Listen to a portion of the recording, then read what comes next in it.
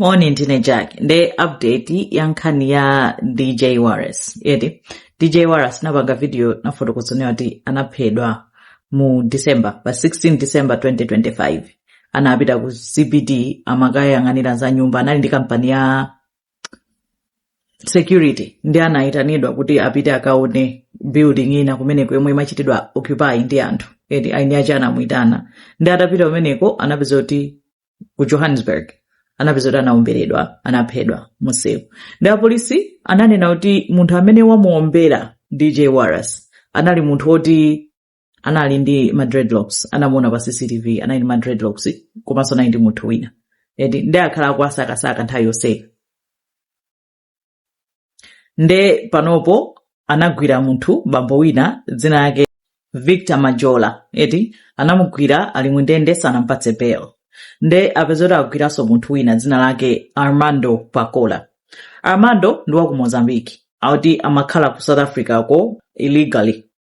Nde anapita ku court amafuna kupeza one kuti ma documents ake zinzotani chani zambirimbiri komano naiso sanampatse bail. Audaonekeraso ku court next week afuna apeze address yake, afuna apeze audziwa kuti ndi wa ku Mozambique koma kodi alibe mapepala ndi vuto afunika kuti akonze zonsezo mlandu sanapitirire.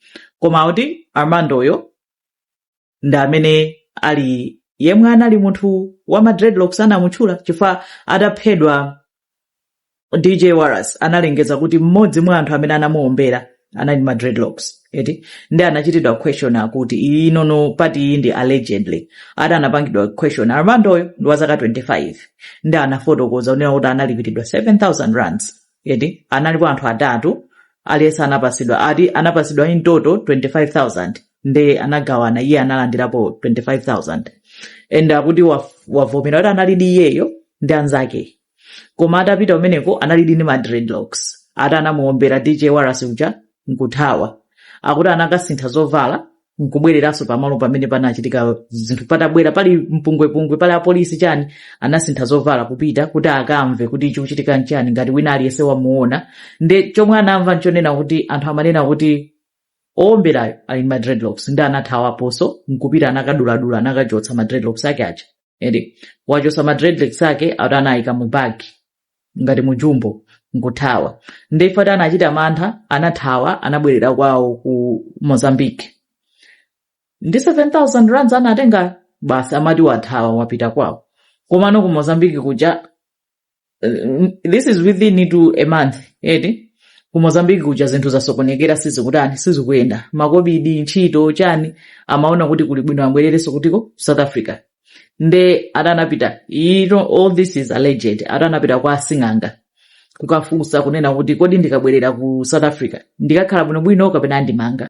Ndi akuti Sing'anga anapanga confirm kunena kuti ukakhala bwinobwino saka kugwira saka kudziwa atameta bwinobwino tsitsi lake nkonana anatani anabwerera kutiko ku South Africa. Apolisi anala kumusaka nkale sipanatenge nthawi analandira matipi anamugwira pa 31 January Saturday. Basi to awatani awamanga. Watsala munthu mmodzi fa analipo atatu. Ndi kukumamveka timphekesera tonena kuti wina wachitatu anaphedwa koma apolisi anena kuti ndi zabodza zimenezo. Angofuna unena kuti tisiye kumusaka.